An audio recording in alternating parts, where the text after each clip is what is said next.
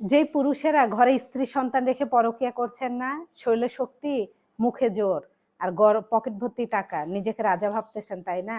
একটা কথা মনে রাখবেন ভাই, উজান আর ভাটি বলতে কিন্তু একটা কথা আছে। আপনার বয়স এখন ৩৫ কিংবা ৪০। আপনার বয়স কি ৪০-এই থাকবে?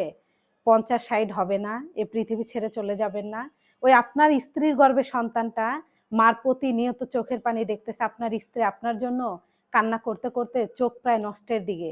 এই চোখের পানির হিসাব আল্লাহ আপনাকে এই পৃথিবী থেকে শেষ করে তারপরে এই পৃথিবী থেকে নিবে। এর আগে নিবে না। একদম পাপী ব্যক্তিকে আল্লাহ কখনো এই পৃথিবী থেকে নেয় না। কিছুটা পাপ ক্ষয় করে তারপরে এই পৃথিবী থেকে নেয়। একটা সময় আপনি হবেন বল আর আপনার ছেলে হবে ব্যাট।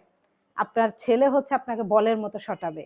যার মাকে আপনি কষ্ট দিচ্ছেন, অন্য নারীর ২ কথার মায়ায়, অন্য নারীর সৌন্দর্যের মোহে পড়ে ঘরের বৈধ স্ত্রী আপনার নিজের জন্ম দেওয়া সন্তানকে অস্বীকার করে অন্য নারীর সাথে মজা মাস্তি করতেছেন, আপনার বয়স কিন্তু ভাটি হবে। তখন কি করবেন? রাজা থেকে প্রজা হবেন? না অখনও রাজা মনে করবেন নিজেকে? আর এই মুখের কথা দিয়ে অন্য নারীকে পটাবেন। একটা কথা মনে রাখবেন ভাই, পাপ বাপকেও ছাড়ে না। তাই এখনো সময় আছে।